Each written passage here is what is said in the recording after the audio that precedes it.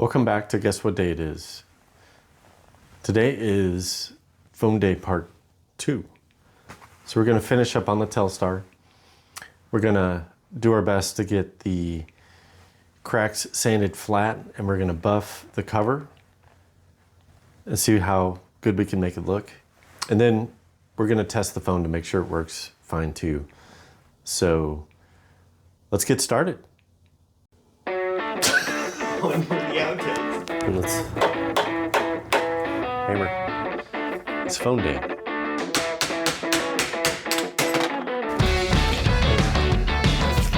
Can't get my punch out. Turntable day. Did I not say nerd alert?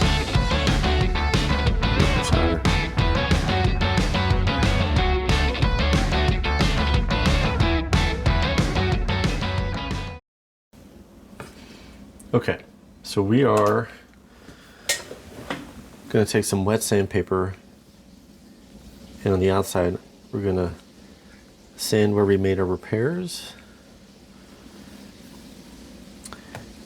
and then that should hopefully make them less noticeable. And then once we get that all done, we're going to take it to the buffing wheel, and we're going to see if we can't bring its original luster back. So we'll get started on that. I'm going to use 800 grit. I'm going to move to 1500, and then finally to 2000. So the finer sandpaper we use, the less buffing we're going to have to do, and I think the better the overall product will be. So got a bucket with some water. Try to do this without making a huge mess here. So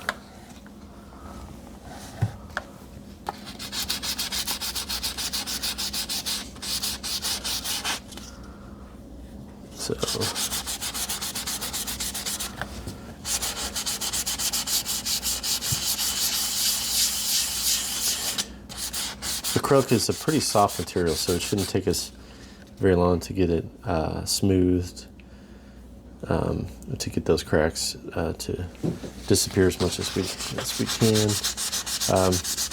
We want to make sure that we don't round this edge, so I'm going to be very mindful of keeping a nice 45-degree angle, or a 90-degree angle on that.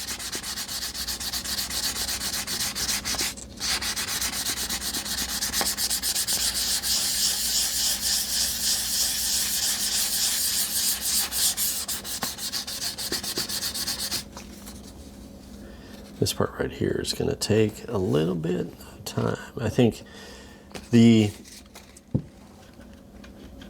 crack kind of reflects the light, so I think the more we make that smooth, the less of that light will be reflected, which will make the crack less noticeable.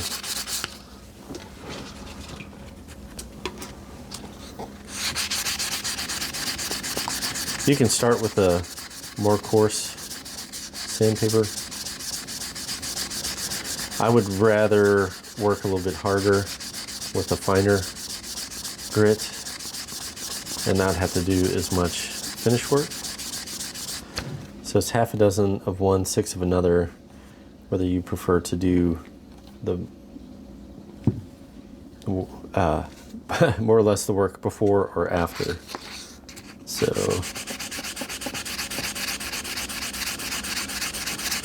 I've always found that it seems to be a little bit easier when you don't have big scratches. So taking a little extra time with some finer sandpaper, in my experience, has been a little bit easier than tearing into it with some coarse grit and then getting through it quicker, but then having to do extra work afterwards. So we're getting there. Yeah, this is a much softer material than I'm used to working with. I'm used to working with ABS plastic, which is ABS is some pretty hard stuff. Think of Legos, and you know, if you ever stepped on a Lego, it's some pretty hard material.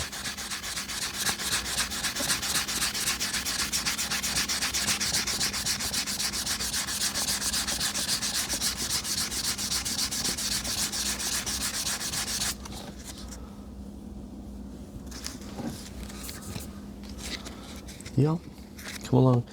You can see shiny spots within that crack, so that's a spot that's not getting touched by the sandpaper. So our goal is to get down below that section there, kind of fan it out a little bit as well.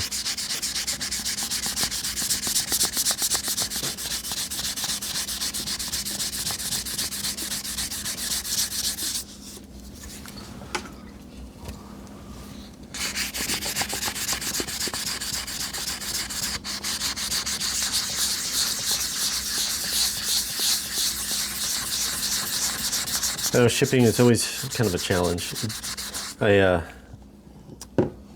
have had many items that have been shipped that have been destroyed in shipping. A lot of times on eBay, you may have a seller that really isn't experienced with selling and packaging. I think that's an aspect of eBay reselling that a lot of people don't really talk about. Getting the product to your customer safely is a big deal. So I have done some selling on eBay. Since I do a lot of shipping with my job, so I've got an abundance of boxes and packing material that I pretty much get for free sent to me daily. So I usually have enough supplies, but when you ship something, the goal is to make it not move at all. So the more material that you have that's relatively soft around it makes a huge difference on whether or not that material will get to its destination. This phone was loosely packed, if that. So it's really no surprise that it got destroyed. And sometimes the people delivering the stuff don't care. They may use your package as a way to get their frustration out.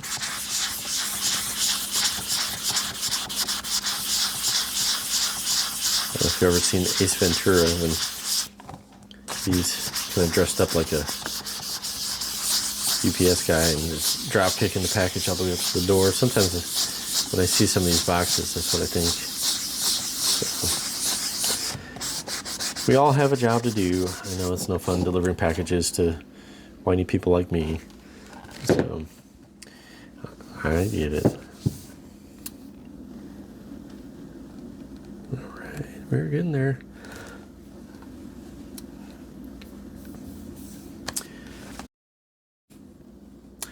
I don't know if you can see in the video, but there's some shininess in this area too, where that crack was. So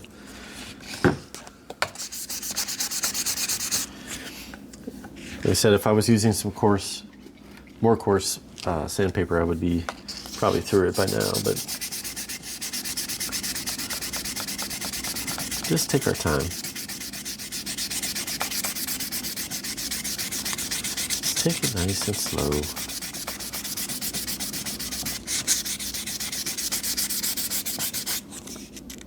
Once again, try not to round that edge off as much as we can.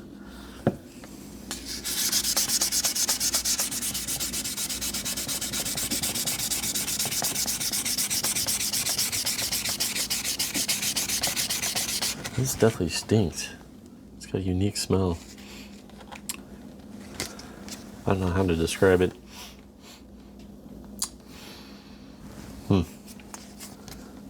It's kind of like burnt hair and sweet, like jelly.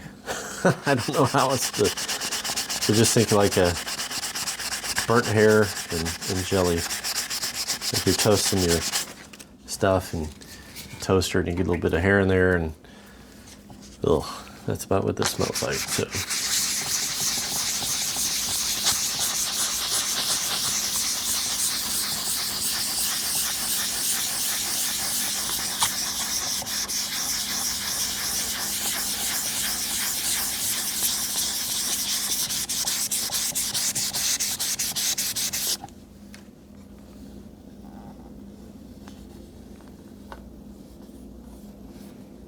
Yeah, I think we're getting there.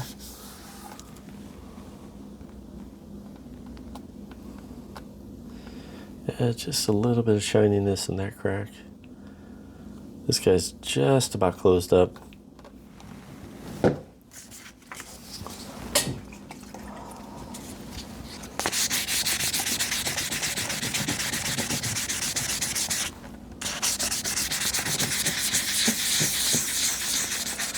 Not sure when this video is going to air, but right now we are a couple days before Christmas.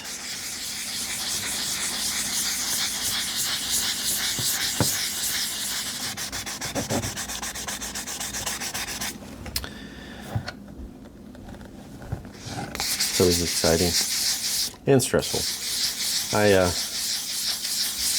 People are stressed around the holidays, and when you're out and about trying to get your holiday shopping done or just your general shopping, it can be sometimes a little frustrating.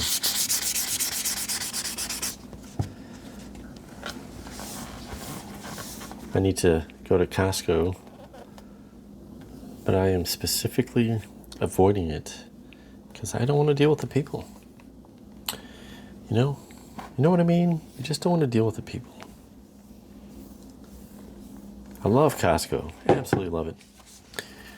I think there's two different types of people that go to Costco. You got your serious people that are there to get something done, and you got your looky-loos, where it's kind of a Saturday event or whatever day you go. It's like, let's go to Costco. Let's go look and see what they got. Let's taste all the different samples. Meander, walk slowly. Change our mind 10 times before we buy something. Let's do that. When I go to Costco, I want to be done and out. I know exactly where I'm going. Because if I don't stay focused, I'm going to walk out with $500 worth of stuff I didn't intend on buying. So, as we get closer to Christmas, everyone gets a little more intense, a little more agitated. And I get it, I understand. Kind of takes some of the joy out of it. I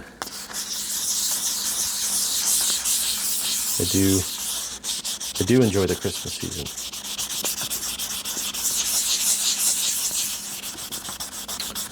What's some of the traditions that you do as you celebrate the holidays?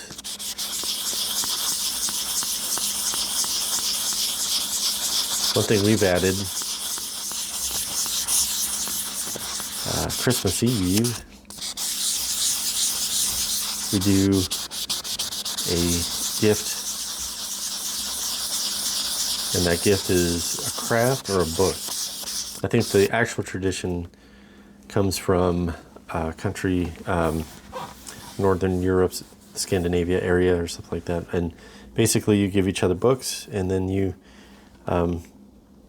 spend Christmas Eve reading. So kind of a laid back way to do it. Something that you can do if you go to a Christmas Eve service, you can do it afterwards or something like that. We kind of added crafts as well. Most of the dyslexia is strong in my family. So me included. So some of us do crafts instead of read. I read. I do a lot of audiobooks. I think it's a fantastic way for me to retain the information and everything that goes along with it. But I do read. I think it's important to go about it, no matter if it's challenging or not. So we added the craft aspect to it, which is kind of nice. I actually end up doing stuff like this. So I'm not a huge crafter or anything like that, but I've built a guitar pedal in the past. Sweetwater has, not Sweetwater, StewMac has guitar pedal kits where you get a bag full of electronics, instructions, and basically you just put together a guitar pedal. So it's pretty fun. It's not easy either. I was very surprised by the skill level that was required to do it, but it was pretty cool. I still have it on my board. No, wait, I took it off my board. I don't have it on my board anymore. We are getting close here.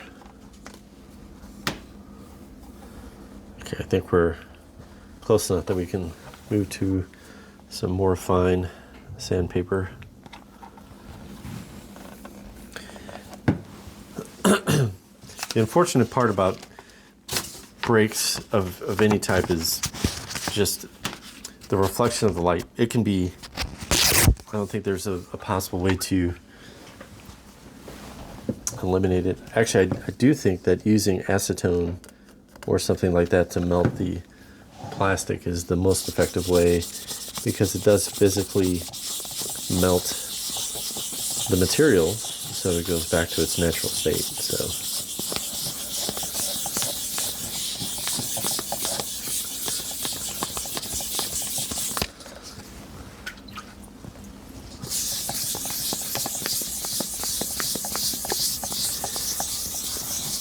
I think if we put a nice sheen, that these cracks will be significantly less visible.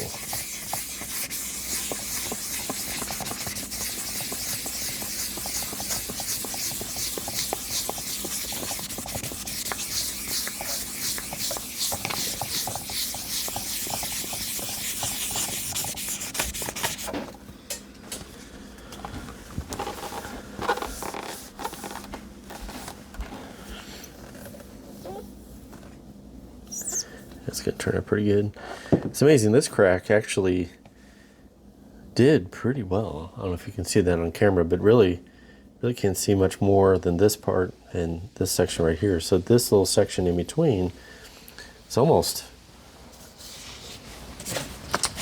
healed, I'd say. But okay, moving on to the 2000.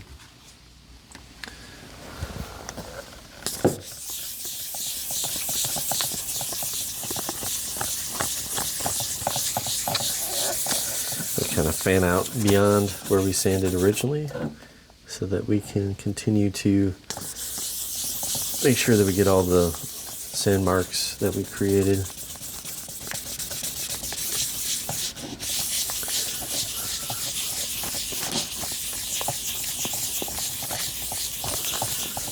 So what other traditions do you do around the holidays? Anything different than the norm? I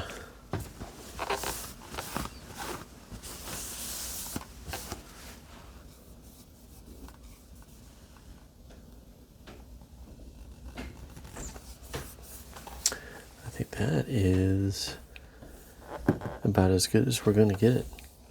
I'm going to go a little bit more with this finer sandpaper to try to take down some of those thicker spots there, and then we're gonna move on to some buffing.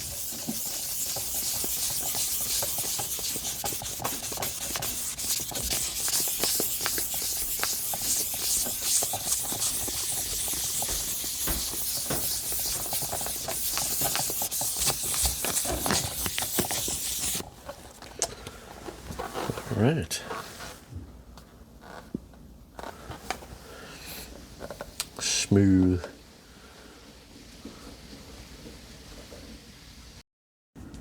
Okay, we're gonna do some buffing.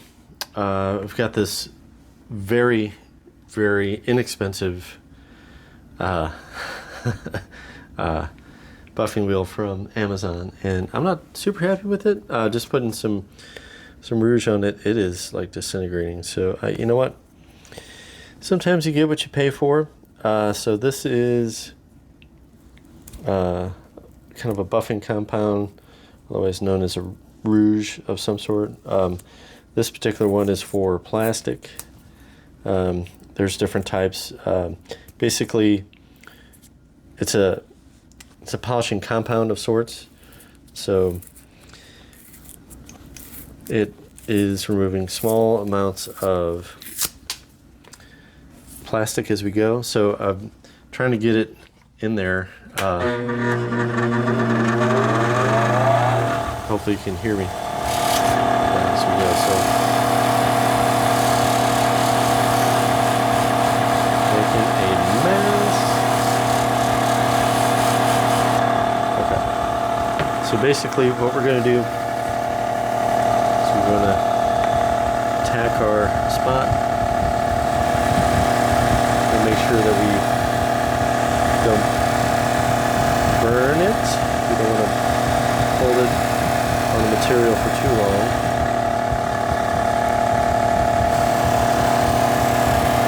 So we're going to work on the sanded part first, and then we're going to go over the entire outer part of the shell here.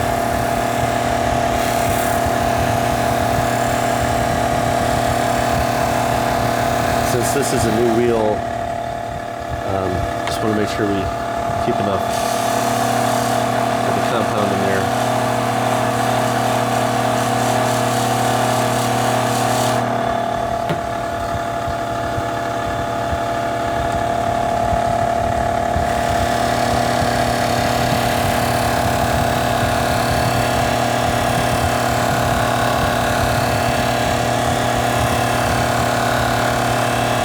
Of course, wearing your safety spectacles.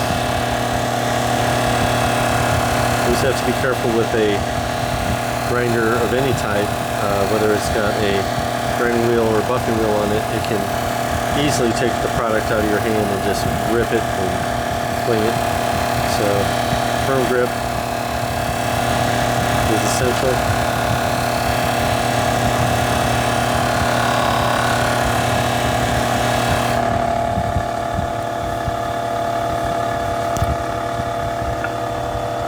It's turning out nice. We're still going to see the cracks, but you know what? That's okay. That's okay.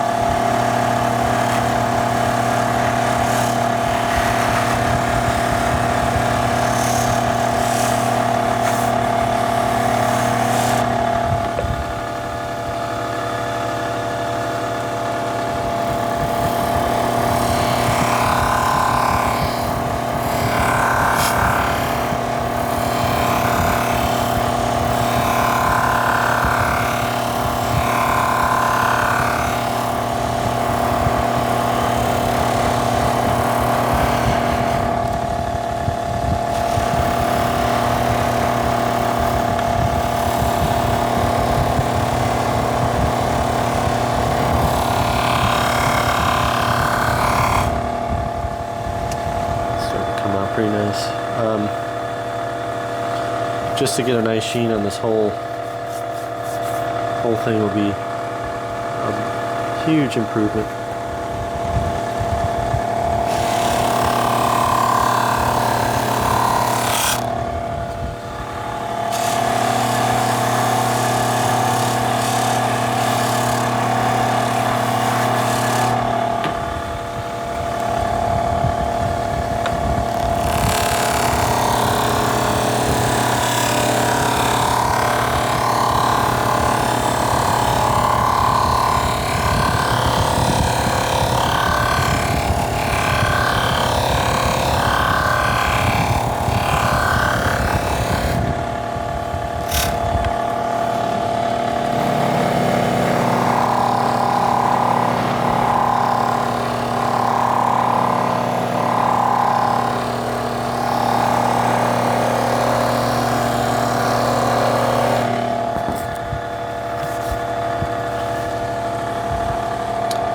Okay, I'm going to keep going, and we'll take a look very shortly.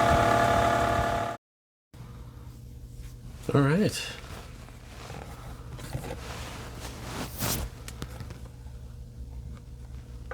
So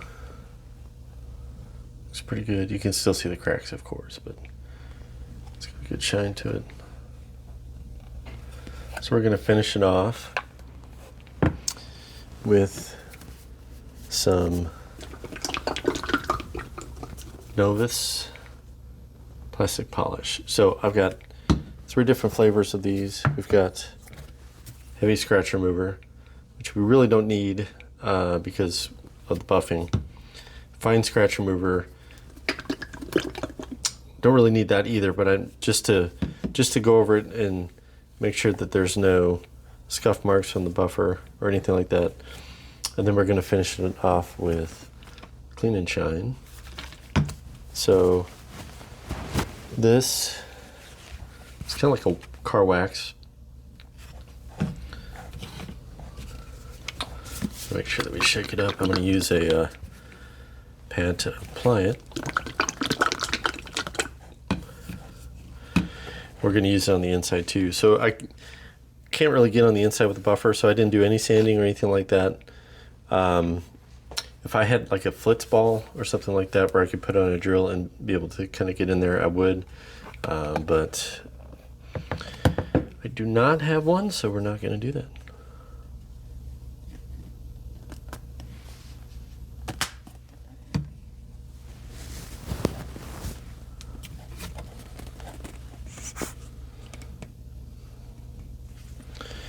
Try to do this without it rolling over and scratching up our nice freshly polished piece here.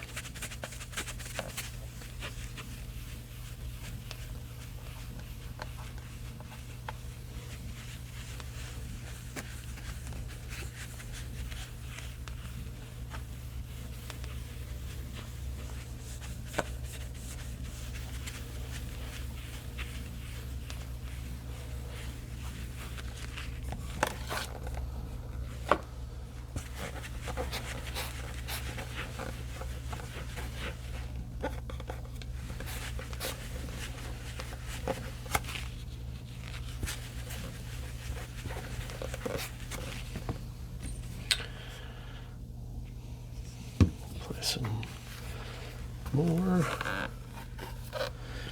Tries to kind of a haze, kind of like car wax would. So this is basically kind of a buffing compound that is designed to use more by hand than it is in a buffer.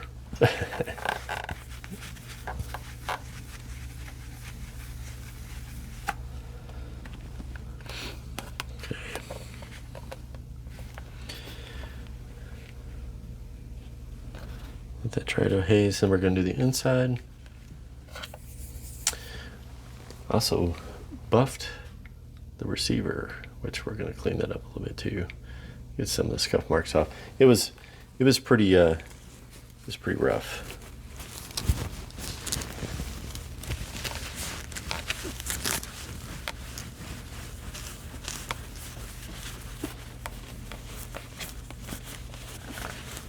Okay. Just want to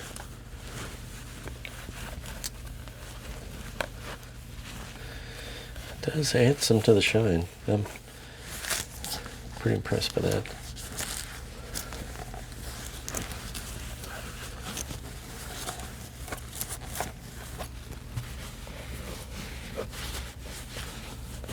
Okay, let's get on the inside.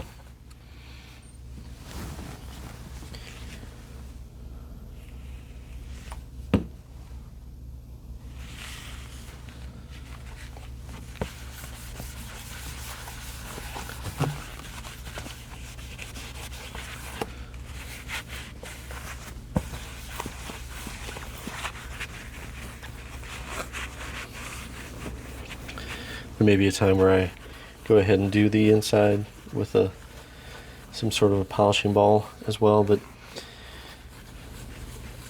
I don't know if I want to do that or not.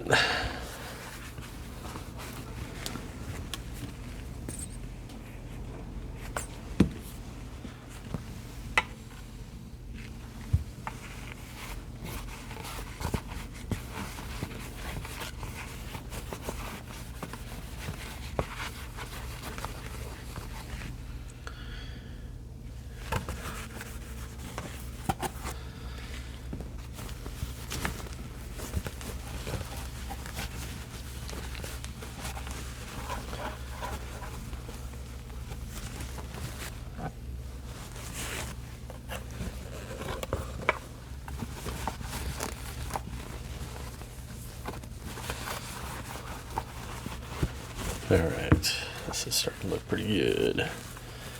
All right, I'm gonna get this finished and cleaned, and we'll bring it back in when I get it all set up there.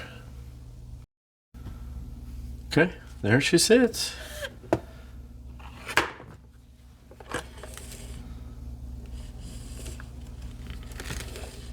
Receiver has a couple scratches on it, but polished up pretty nice. Obviously this phone's not going to be perfect. It's going to have some issues because it got destroyed. So just the fact that it looks as good as it does, I'm pretty happy with it. So I feel like I'm an important guy. It's very satisfying. Pretty cool. You can still see the cracks, which, yeah, you know what? That's not too bad. So didn't really look at the original crack, which actually turned out pretty good. Boy, if that didn't happen and it was just that little crack over there, that would be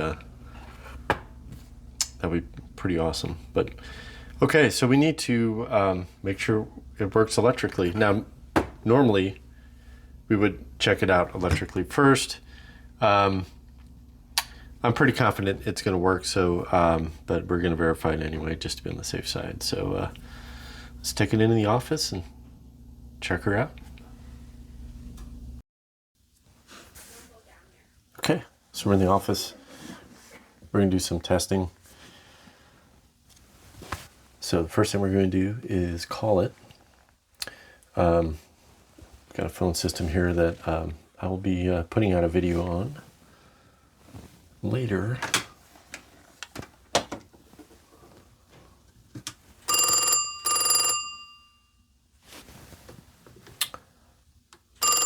It's ringing. Very nice. See if we have a dial tone. We have dial tone.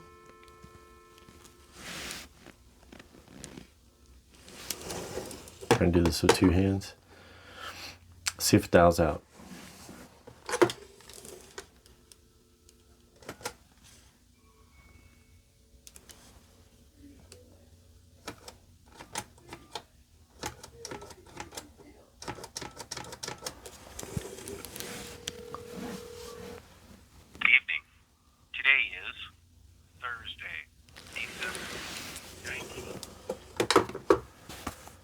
So it works.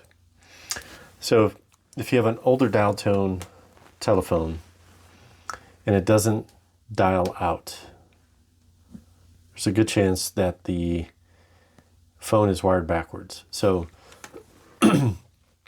there's two wires coming into a phone. There's tip and ring. It would be either a red or a green wire coming in. The first thing to do with an older Western Electric phone, if it doesn't dial, is to swap those two wires and reverse the polarity. These dials can be protected against incorrect polarity. Most of the time that was an add-on. So if you ever have an issue like that, that's what you do. So tell you what, let's call the office phone here.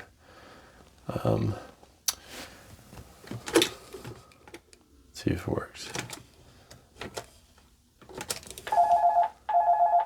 There you go.